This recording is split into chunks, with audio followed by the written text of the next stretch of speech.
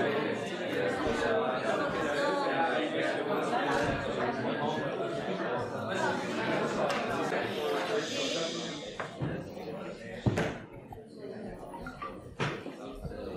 have the pleasure to start our morning session of the whole cohort, the two classes, the MBA 9 and the MBA 15.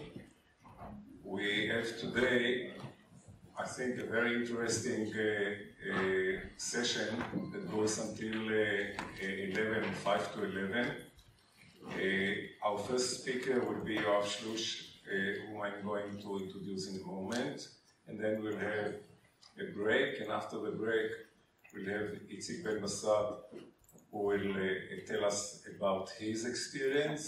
And in the last 25 minutes, I thought that Moshe, who is going to be our TA and check your assignment 5, that he will talk about assignment 5, but I took upon myself to do it next time, Sunday with Global and next Friday with MBA.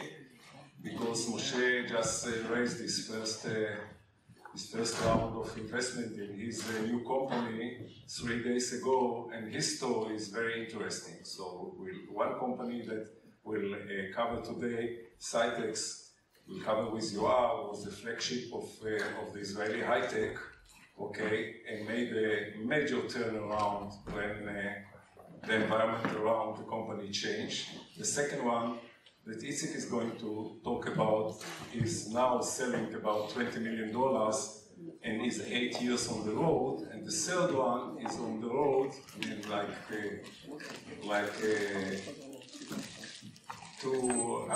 the founders are running now like 2 or 3 years, okay, without funding. Now it's the first time that they get the funding, and they have an up and running company that exists for 1 year. So I think that if we cover all the three, we cover all the generation, almost all the generations of a high-tech company.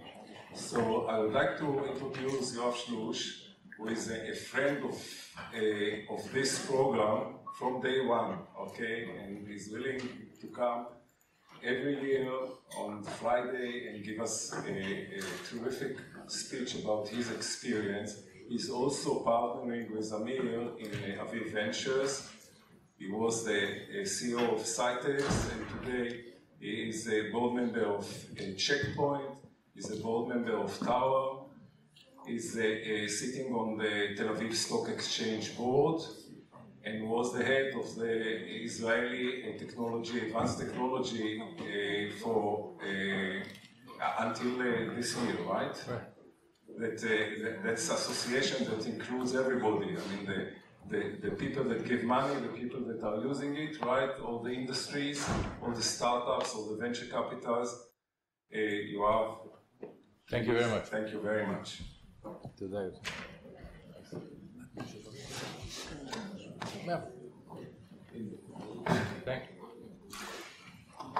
Thanks, Yossi, for the kind introduction. A pleasure to be here. I'm always amazed that there is life on a Friday at this time of day. So, yeah, I know, yeah. No option, huh? Let's see how we deal with this. So it's a lovely opportunity. I understand that this forum is predominantly about managing change, leading change, dealing with uncertainty. And my mission here is basically to share a few lessons learned and about personal experiences in Cytex, as Yossi mentioned. So I think there's a lot of experience, little academic value, as I'm not from the academia.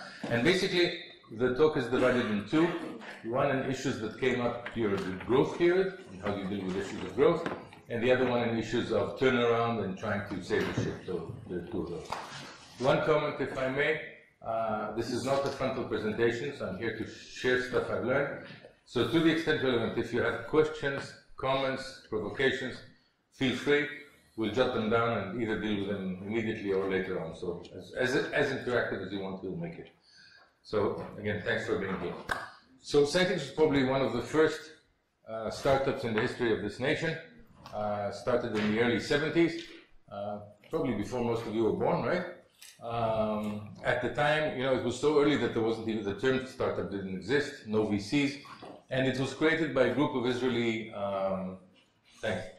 engineers who came back to Israel in the post-Six-Day War to try and help create a defense industry, electronics industry. Their first product was actually a defense product for 8200, those of you who know it. So that was strategy number one. Strategy number two was how do we avoid bankruptcy, because the Ministry of Defense never paid its bills. And then they moved to the civilian part. We were very good in image processing. Fast forward, went through a few markets. And fast forward to the early 80s, when the company entered the market for printing. I won't spend too much time on Cytex because I'd rather focus on the lessons learned, but just to give you a bit of context. So question, how many of you know Photoshop, the term Photoshop? The rest are not up yet. All right. Okay. So we all know Photoshop is the software that makes everybody look skinnier, nicer, more appealing, and so on and so forth, to the point of almost being unique. All right. So when we started out, what we developed a workstation, a console, that basically did what today Photoshop does.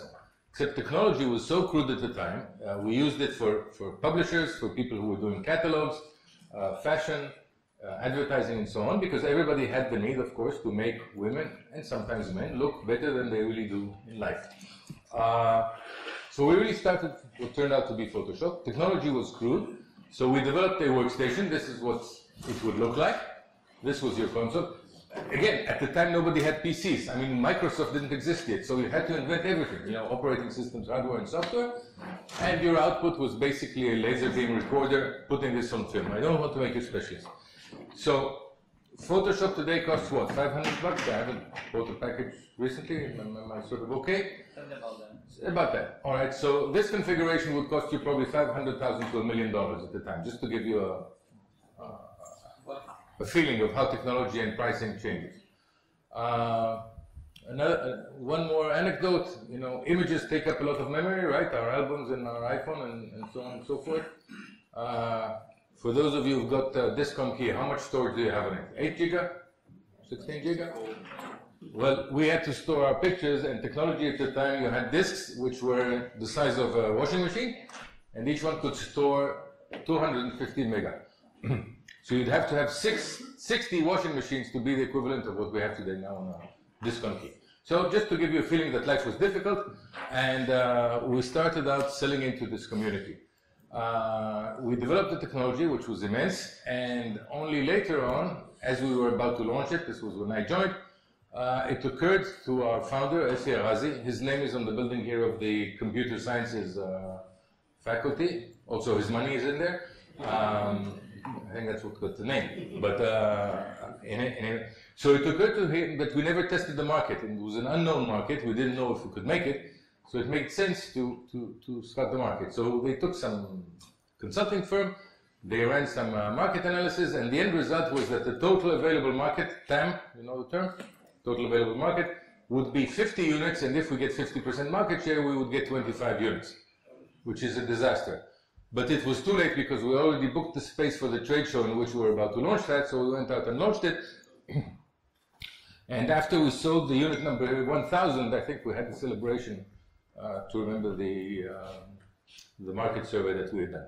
So here we were trying to sell huge systems out of Israel, which was an unknown entity at the time. People did not do business with Israel, actually to printing businesses. So printing is the world's biggest small business, because printing.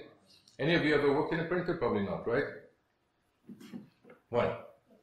Which one? Israel or foreign? Outside of Israel? From outside of Israel. How big was the company? How many people worked there? Sorry, I didn't. How many people worked in the... No, which company?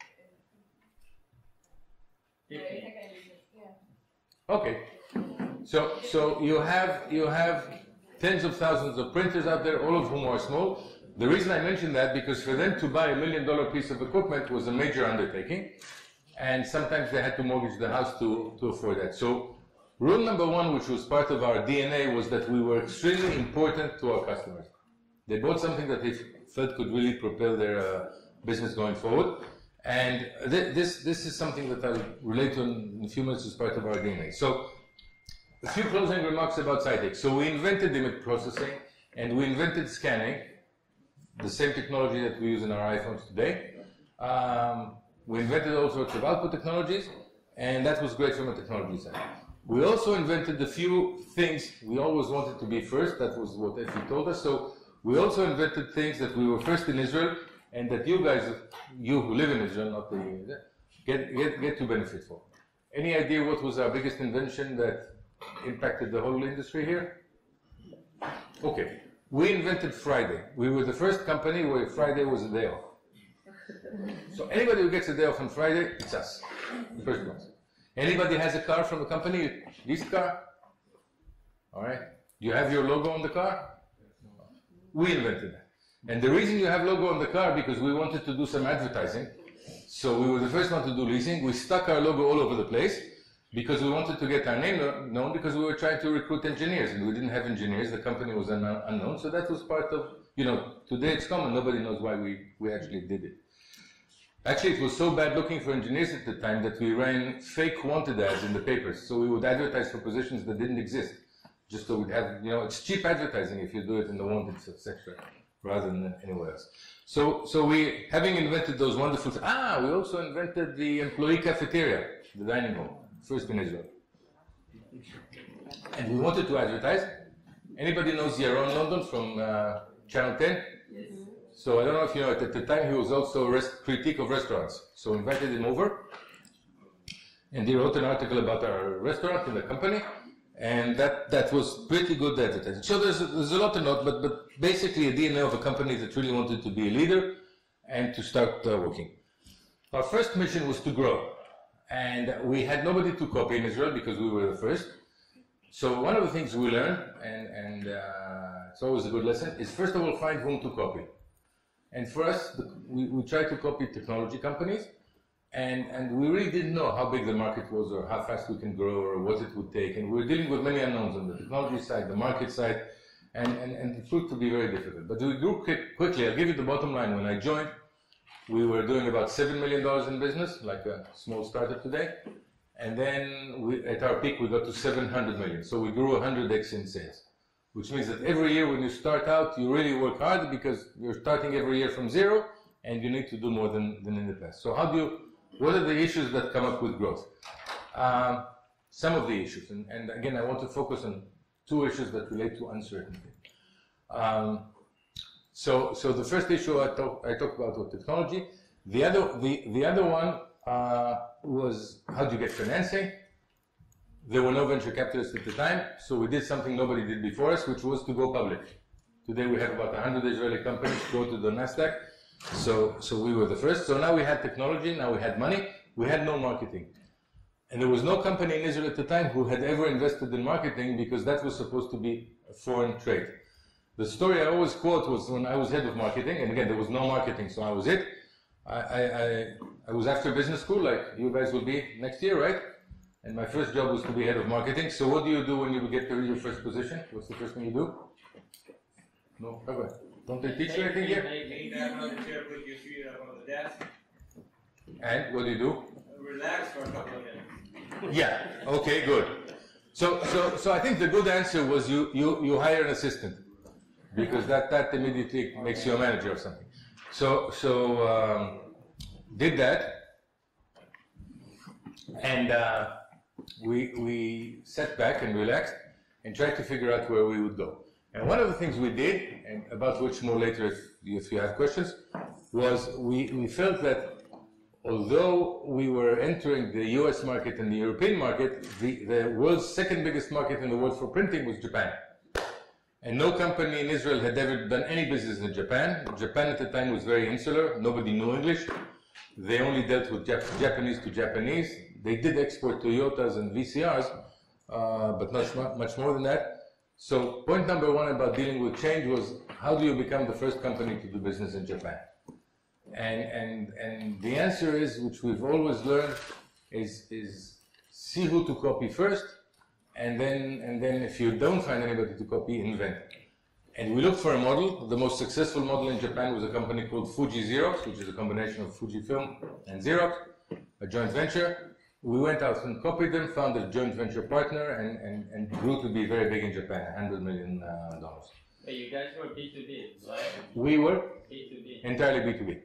Not only B2B, but as a matter of fact, when when Boston Consulting Group did a survey for us, they said that although we thought that our competitive edge was our technology, it ended really being in what they called customer intimacy. So it wasn't even B2B, it was really being part of the family at the end of the day, the real family of the business owner. So let me come to the drama that Yossi hinted to. As we were growing, and we were growing fast at the time, something very bad happened in California.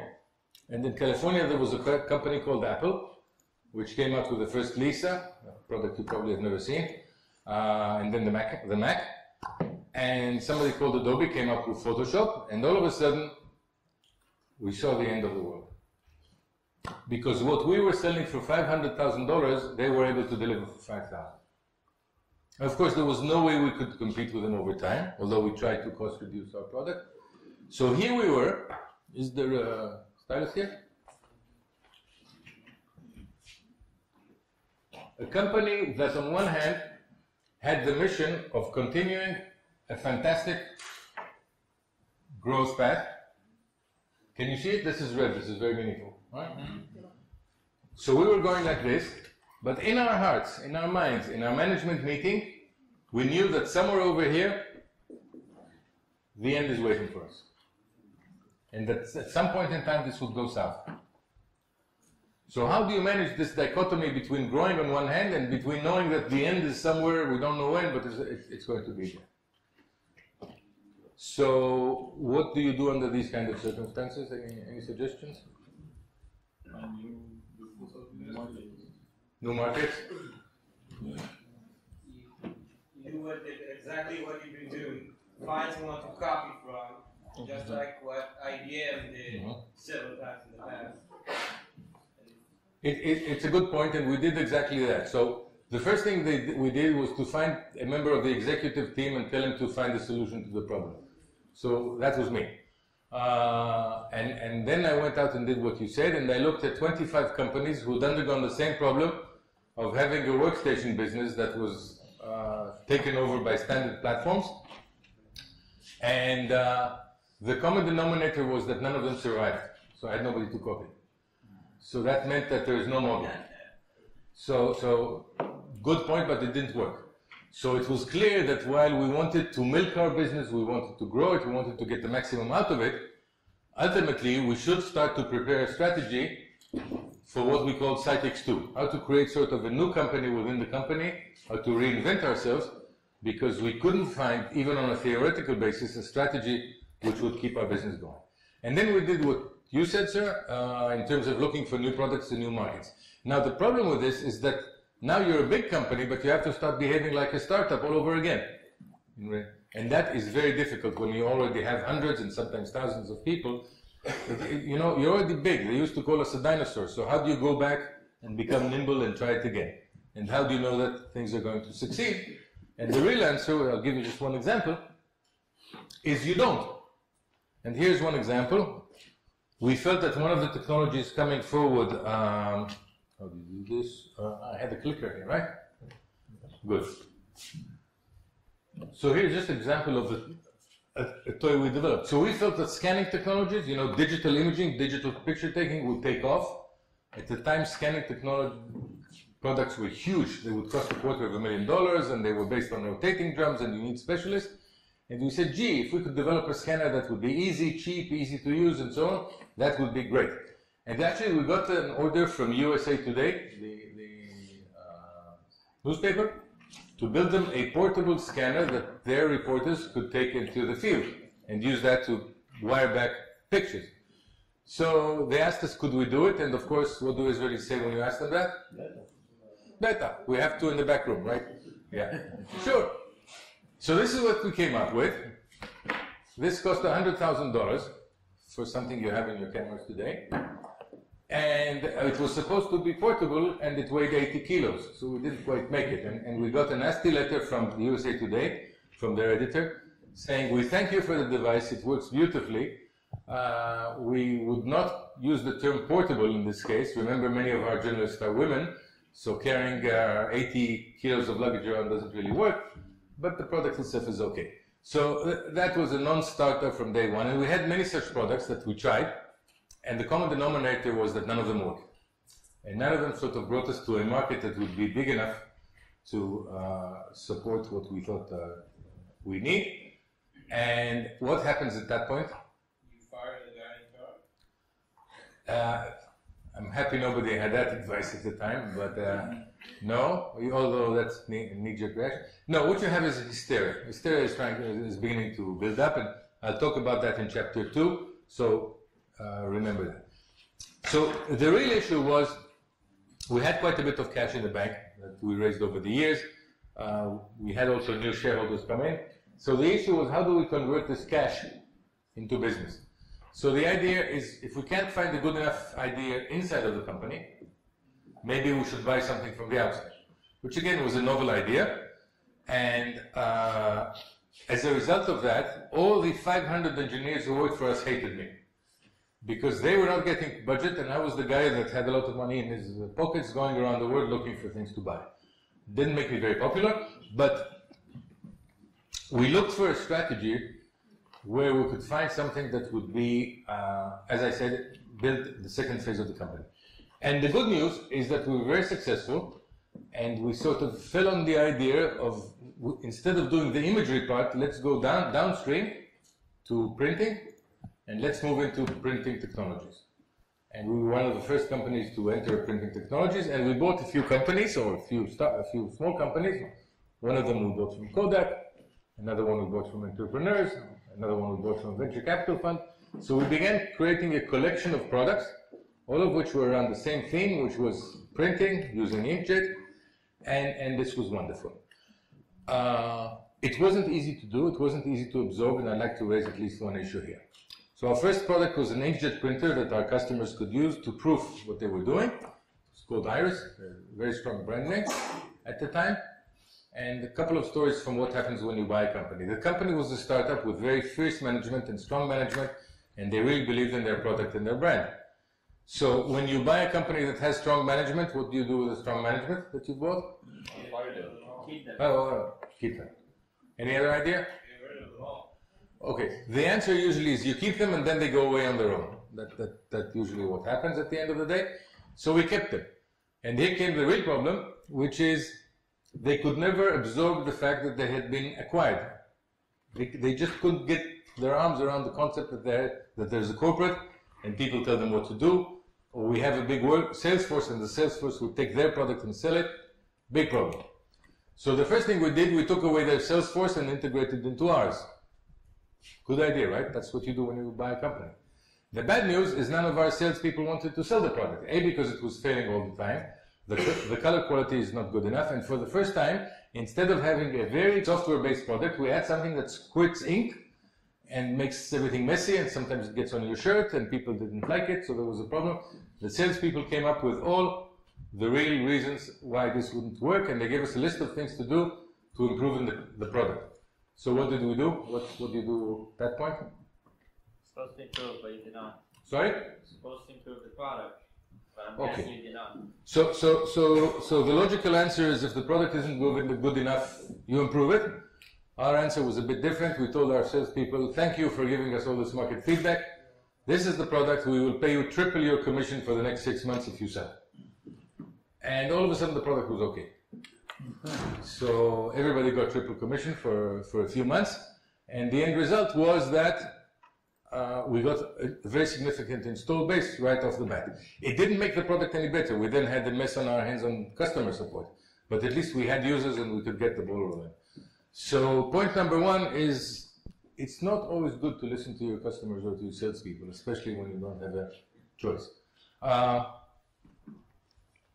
Let me get that off. I want to reach the end of this specific story of dealing with change. The only way to deal with change, we found out, and it's very common to technology companies, is to reinvent ourselves. I think I got one more slide there, and then we're out. Where's the clicker? And then we can turn this off.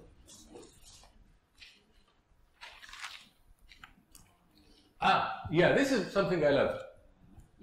I was in Zagreb last week, and I went to the Museum of Modern Art, which I always do, and I found this bicycle, which, as you see, If you take the positive side, you can drive in any direction. If you take the negative side, you don't get anywhere. And this is where we were, because we had acquired our core products and our core markets were going down, and on the other hand, we had the digital printing business that was going up. And we had a term for that. You either worked for the sunset guys or you worked for the sunrise guys. And believe me, everybody wanted to be in sunrise, nobody wanted to be in sunset, but over half of our people were there, and I think we can take this off now, and I'll move to chapter 2.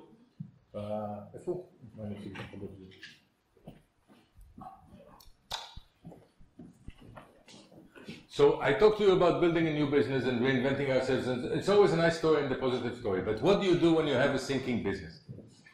So our core business began to falter. It didn't do well enough. How do you know that your business is not doing well enough? What are the first indicators? There's stagnation. Sorry? There's sales stagnation. Sales stagnation? Any other idea? Well, sales stagnation is correct, but not really, because what happens, people work on commission, and there's a lot of pressure to make sales. So initially you do make your numbers, but the problem you discover over time that it's like in a car, you're pressing on the gas, and you're pressing more and more, and the car doesn't go any faster. So everything becomes more difficult. It's getting more difficult to sell. The sales cycle is getting longer. It's harder to get your pricing. The customers demand better payment terms, and so on. So everything becomes much, much tougher. And you feel that something in there is not working. That's before sales actually begin to fall down.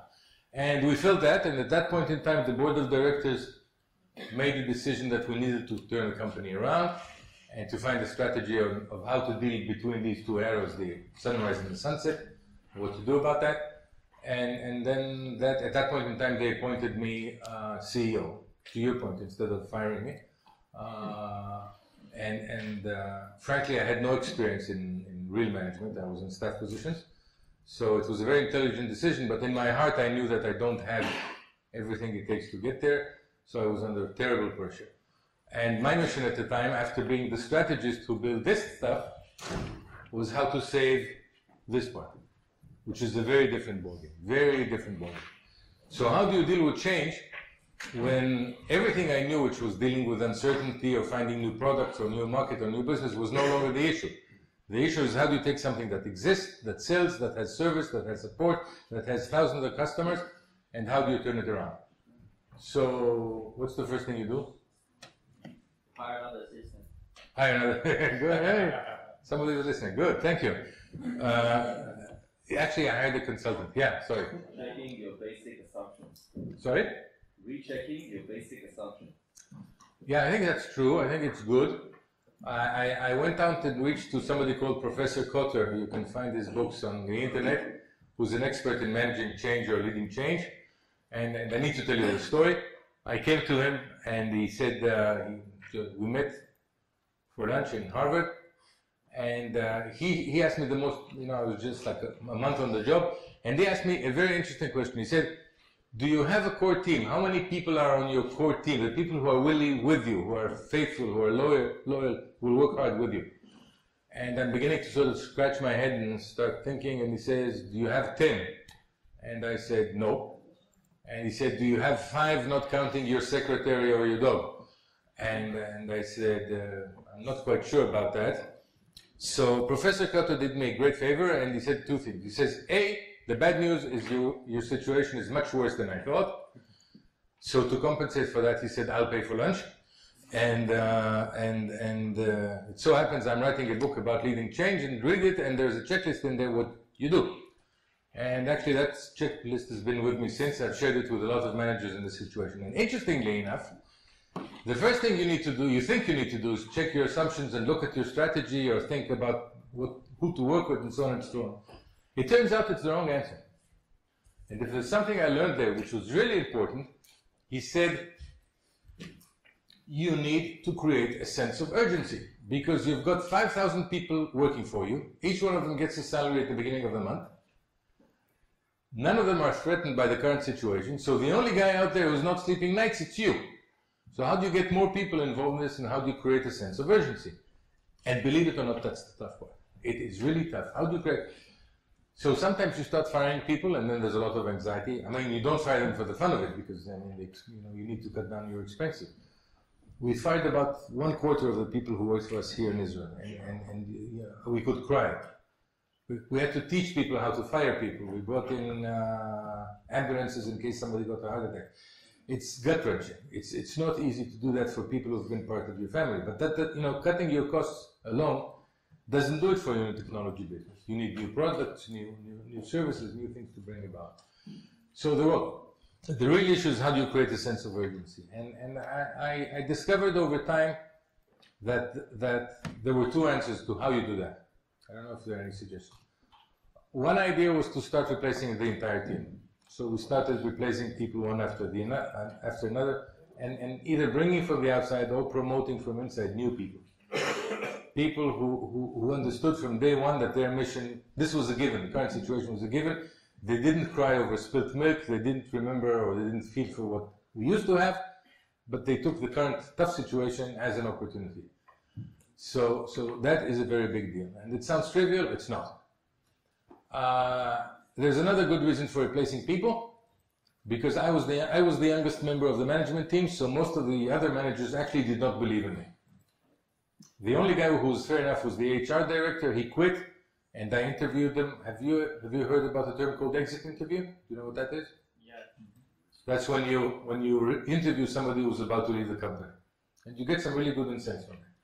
So in his exit interview, he told me, I'm leaving, I mean, I love the company, I love the product, I love the people, it's fun, I just don't believe you can do it. And shit. And all right. So you have to have people who have skin in the game or part of that. So replacing people is not just about know-how, it's about a mental framework, it's about them feeling part of the team and part of the change, rather than them looking at you and saying, the boss will not be able to do that. That really does not work for you. The other thing, we were looking for a common motif or a common problem that we could all share around the company and make that the thing that we go by, live by, or die by, and as we progress with that, everybody knows that we're making progress. Now that may sound a bit dumb, but I think my second week on the job, I had a knock on my door, and in comes the treasurer. And she said, I don't know to what extent you read my reports, but at the rate we are going, you have cash for 6 more months, and then we're out of cash. Now, if you've worked in a startup, this happens in startups every year, right? But when you have 5,000 employees, the knowledge that in 6 months you have 5,000 people out of a job is not really nice. So we took the opportunity and we said, let's focus the whole company on cash collection, because we need cash. So that sounds idiotic, it sounds trivial, but it really is not. How do you convert your research and development team to collect cash? How do you teach your salespeople that cash is more important than other things they've been working towards in the order cycle? How do you teach your purchasing people that cash is more important? So we created teams, interdisciplinary teams, and they all looked every week on Monday morning in every branch of the company. We had branches in the US, in Japan, and wherever. They would have cash morning. And they were supposed to see how they were doing on either bringing in more cash or saving cash. And they'd have to report that, and every week we would look at that again and again. So just to give you a short story here, the biggest amount of cash was actually lying in consumer bills, accounts receivable. And on average, customers were paying us like 180 days after the order. And since we were in a difficult position, they were trying to press us for better terms. So we talked to the salespeople and said, what can we do to bring in the cash earlier? And the salespeople I discovered then were actually on the side of the customers. They're saying, there's competition and other people's prices are lower and they need time to adjust the systems and learn and training and all that. So it occurred to me that, hey, my salespeople, I pay them the salary, but they're on the customer side. And people weren't getting it. So the first thing we did, salespeople are paid on commission, right? Anybody been there? Okay. And in our case, they would probably get about 2% of every sale they made. Except they would be eligible to this amount when the order came in. And I wanted to change that. We changed that. No, you get your 2% the minute the cash comes in. And you know what? Within 2 or 3 months, I mean, it's not trivial because we had really well-trained salespeople. They were the ones who had the customer intimacy. They were the ones who had relations, and everybody was threatening me that they would leave. So if there was one really, really, really frightening decision I'd ever made, this was the decision to move them to cash. And guess what? 3 months later, accounts receivable were down to from 180 to 90 days, and we had $70 million of fresh cash in the bank, which actually we used to buy another company that I was looking at for something. I was amazed. The cash didn't stop coming in. Now, you can only do that once, it doesn't come down from 90 to 30. But we could demonstrate to ourselves and our teams that, first of all, we now had life because we had cash, and we could demonstrate really that management was doing its job and things were beginning to turn around. And this is a big deal because when you run technology companies are very different from sort of regular manufacturing companies. Do you know in what way? Why are technology companies different? Please. Can you come up to like this? Huh? One day the technology can change and then you're gone. Yeah, so that's right. Your technology can change, just like I've shown you, it can change dramatically. It's not like if you make Bamba, it's the same Bamba year after year after year. You don't have an assembly line, you don't need an assembly line, and therefore you don't have the change isn't that much more difficult than say manufacturing companies, because when you have a manufacturing company, you need to change your entire infrastructure and something like that. Okay, so it's the ability to change. You said that? It's the people. It's the people. It's the people. The way I looked at it, as I told you, I had 5,000 employees, and I had worked before that in industry. So in industry, as a CEO, you would have 5,000 employees. In a high-tech company, there are 5,000 employees who are your boss. It's turn on. For the simple reason that they can quit, and they can go on to another job. So they have to believe in you, or the company, or the system, or the plan, as they come into work every day. So the first thing you need to do is to gain their respect. And that's hard, because they started from an unbeliever. And it wasn't like you begin to turn around on day one. You come in here someplace. So for a long time, the only thing you guys are seeing is more and more and more and more and more bad news. So how do you deal with that? First thing I learned was a lot of communication. You have to communicate all the time. So I used to come down to the dining hall and over lunch, because I didn't want to take working hours. I talked to them and I'd update them on where we were. So that's very important. But it doesn't mean that it raises the level of confidence, because things are still going down. So the next thing you do is, bless you, one thing we discovered, the next thing you do is you look for reasons to have a party. Now this sounds idiotic to you, but you really look for small victories to celebrate. Because it somehow begins to deliver a message that not everything is bad, not everything is not working. So in our scanner division, I went down and asked them how many scanners they'd sold cumulatively over the last 5 years. They said, they checked and they came back, the number was 2,800.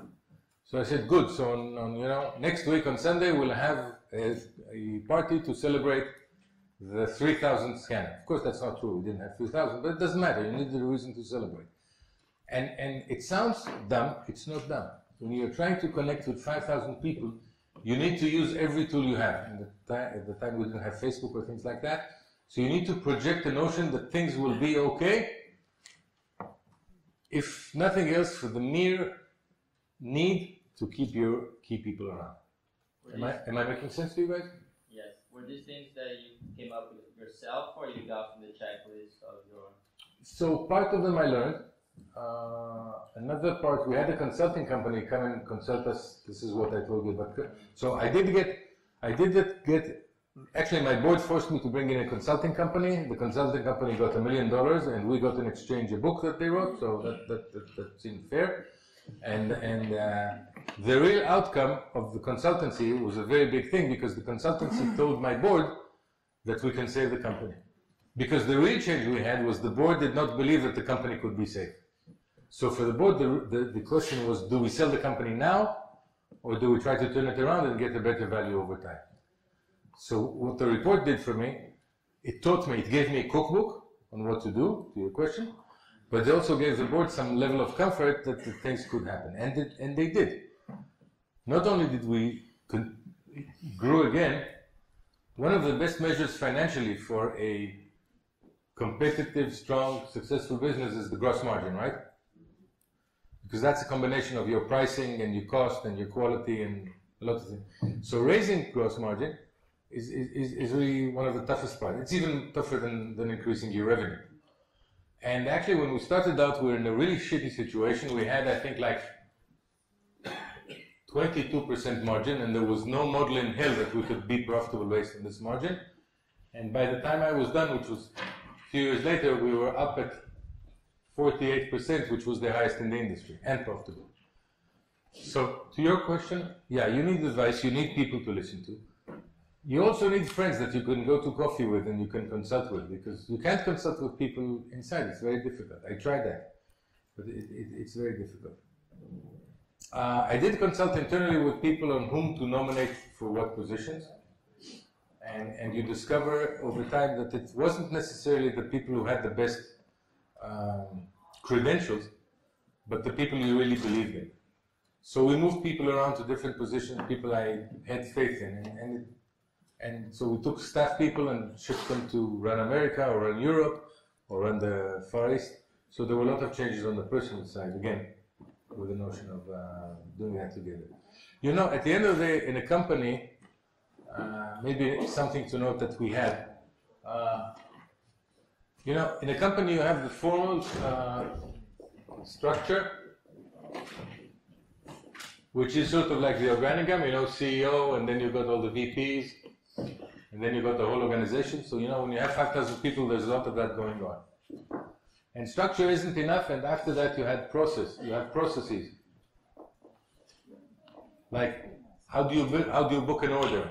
How do you order spare parts? How you do things. And being an Israeli company, we had very little respect for processes, and we didn't have enough, and that was a problem. We did have something else which was very strong, and that was culture.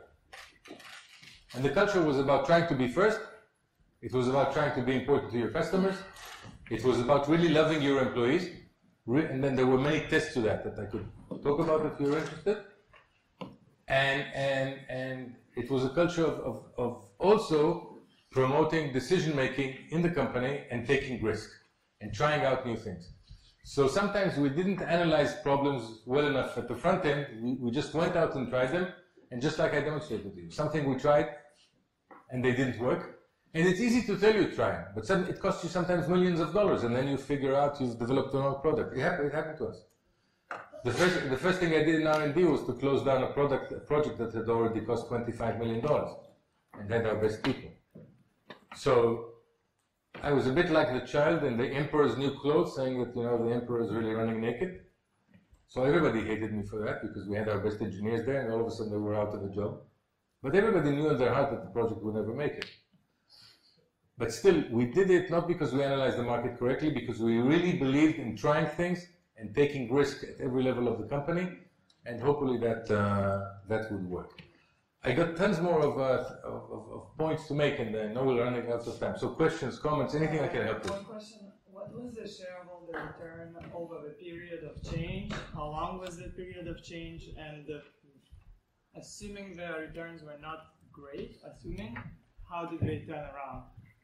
Okay, so the question is, it's a wonderful question. I'll start a bit earlier, and it had to do with the performance of the share, if I understand it correctly. So, a few stories. When we were growing here, the share was at $4. At that point in time, our founder had left, sold all our shares. This is Yoav Chelouche I told you about. Sold all his shares. And we missed out that at our peak we came to 88. And then how long did it take you to get there? To get there? Less than 3 years. Oh. So that was a phenomenal return. I was not the CEO then. So everybody who had shares made a killing. Everybody loved us. and we were at the time the flagship of Israeli company, and that all of a sudden it was great to, on Friday nights, everybody who knew what it said, working at Celtic thought you were really big. And then the thing fell down almost to its previous levels, not that far. I think we were down to like probably around 15 to 20, I forget the real number. And during the turnaround, the issue from the board perspective was how not to lose the company, but how to really hold this value, bring it up a bit, and then what they wanted to do, instead of regrowing, they figured they wanted to sell the company. So ultimately we were sold. One division was sold back to Kodak. One of the printing divisions I told you I had acquired from Kodak, we sold back to Kodak for like 10 times the amount we paid for it, so that was good return. Other divisions were sold to Hewlett Packard, but the sorry state was the company was basically taken apart. So we moved the whole cycle from a startup to a growth company to an international company to a global company, and all the way back down to become just a shell company on the stock exchange. The alternative strategy that we really try to work on, a company here named Indigo, digital printing. So Israel had two leaders in digital printing. The best in the one was Cytex, the other one was Indigo. So the right strategy was really to combine them and to create by far the biggest company in space, which will then become extremely profitable because they had technology without marketing and without service. We had the reverse, we had complementary technologies. It could have been a marriage made in heaven or hell, depending on how it would work. And we had a lot of discussions with them, and we ended up not agreeing, and that was a big miss. The end result was that Hewlett Packard bought both operations and merged them under the Hewlett Packard name. So today, when you go to trade shows in Germany, in America, and you go to the Hewlett Packard booth, you can speak Hebrew because it's all coming from Israel.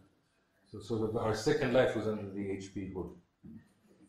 Any other questions, comments, provocations? I know I'm holding you from coffee, so stuff. Yeah. So about most of the Volkswagen people, so they were working on the decreasing business, right? Sorry? Most of the people that you managed were working under the decreasing business. Yeah. Well, more.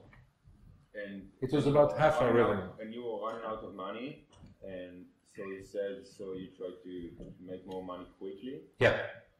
And then you closed the project, and then what? I mean, so what's the next step afterward?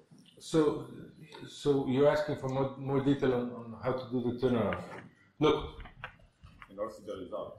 The result. The result is we turned it around and we came back to profitability. So we saved the operation, we improved its margins, and we came back to profitability. Same product?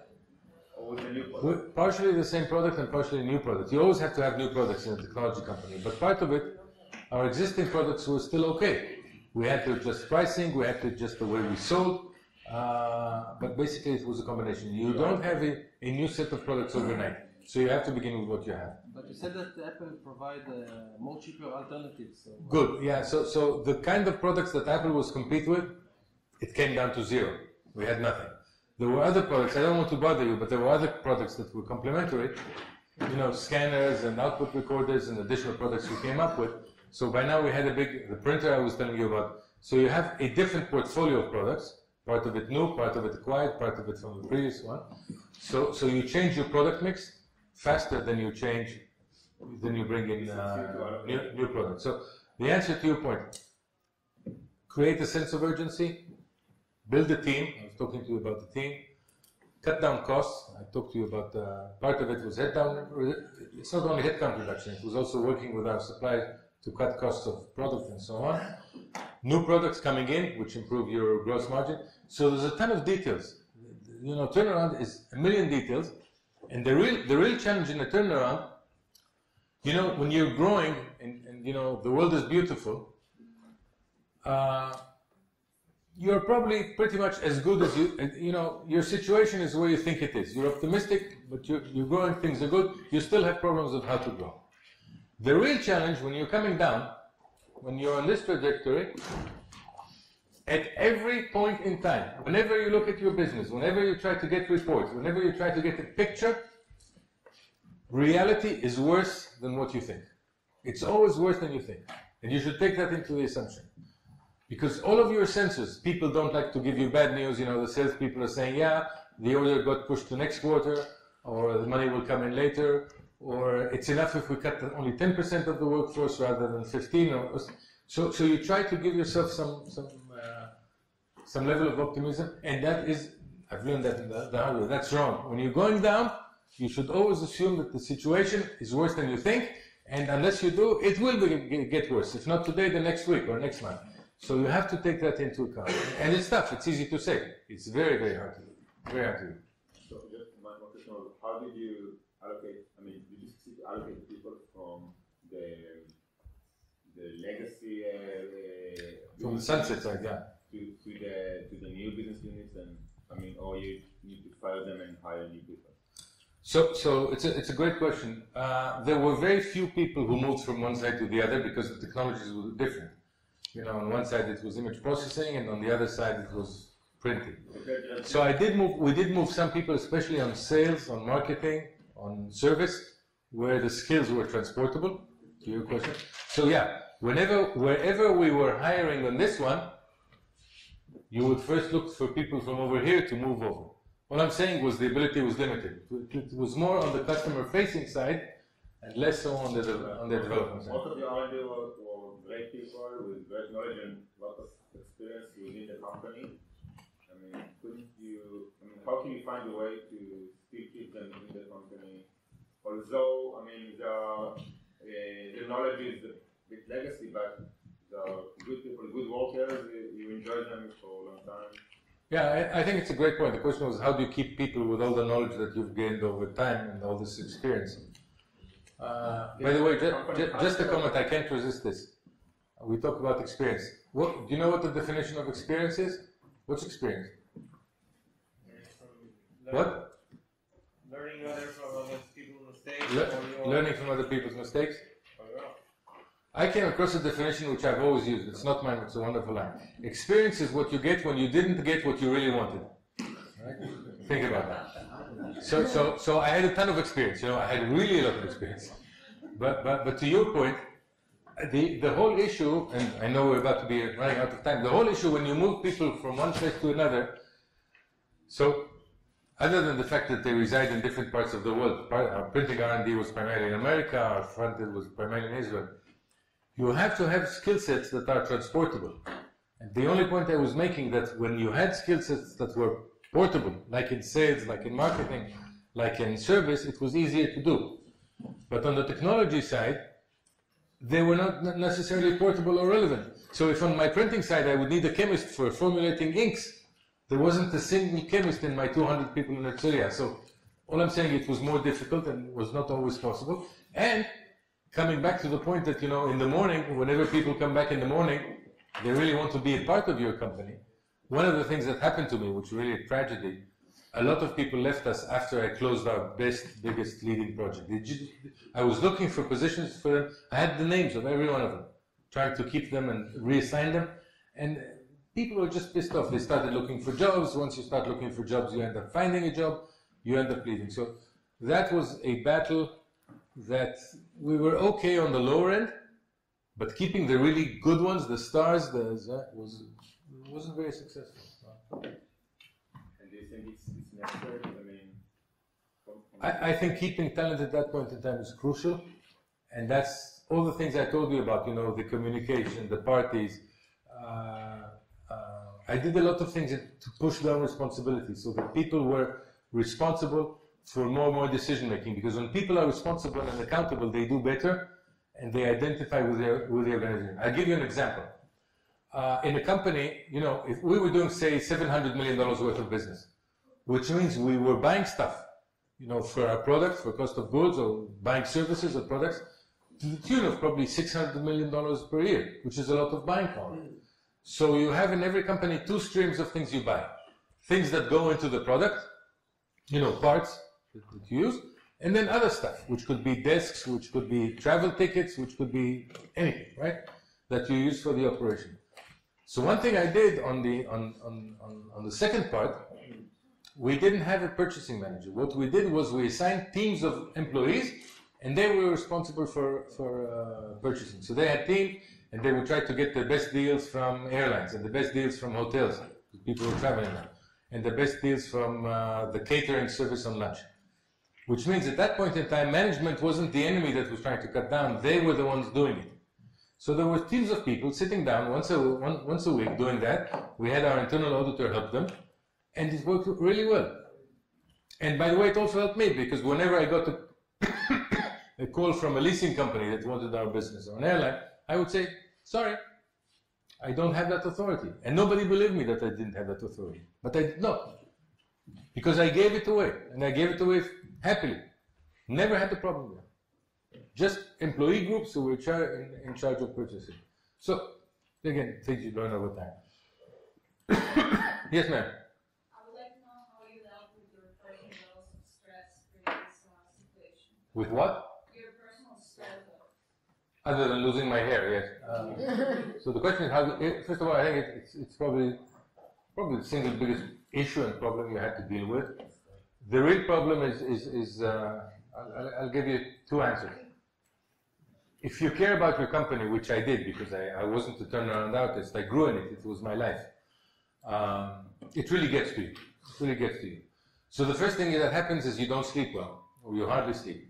So the second thing, that happens, you show up at work and you really look miserable. You haven't slept all night. And when you do that for a few nights, it gets really bad. So I went to a friend of mine who was running a big Israeli conglomerate, Tadiran, and asked him how he slept nights. And he said, very well. And I said, what's your trick? And I said, I've got this pill that I take every night and I sleep like a baby. But it's really tough. And once you understand, so to answer your question, you read books and you learn about yoga and all sorts of tricks, but it didn't help. It didn't help. I was really under terrible pressure. But one thing I did learn, and that worked very well. When you're the CEO, just one story and I'll leave it at that. I come in the morning, I park my car at the parking. By the way, do you know where the CEO parking was in our building? Where the management parking was? Was it close to the entrance or far from the entrance? Far from the entrance. Was it close to the exit? Close to the exit. So the answer is, we had no parking spaces for management. So if you didn't show up in time, you had no parking. And that was part of democracy. One of the things I did, I abolished that thing, and I sold the car of the previous CEO and downgraded myself. Downgrading is a big deal. It saves a lot of money. But to your point, so I come in the morning, I park my car, I go, and then I have to cross the whole building to get to my office. And by the time I get to my office, my assistant asked me, what happened to you? And I said, nothing out of the usual. She said, I just got a call from the office of the drivers, where the drivers who take care of the cars used to be. And they said that you're not your usual self. You didn't stop and say good morning. And that's when you discover that as a CEO you also have to be an actor. So you can feel like shit, you might have had a miserable night, but when you show up, make sure you smile, make sure you whistle, say hello to a lot of people. People are people. And they look at a lot of informal ways of communication. One time I got a call from New York. Every quarter you have sessions with the analyst, and you tell them about the results and how you're doing and how you're progressing. So of course the analyst at that point in time gave me hell. It was very hard to deal with them, and they're really an obnoxious group of people. And one day I got a call from New York and saying that I sounded a bit faint on the phone, and maybe they listen to you. So people are looking for signs. So physically you are at your worst, but on the outside you really have to fake it, because there's no fun in it. There's no fun. I think my time. Any last question, or am I dismissed? So thank you for being patient with me. It's been lovely to be here.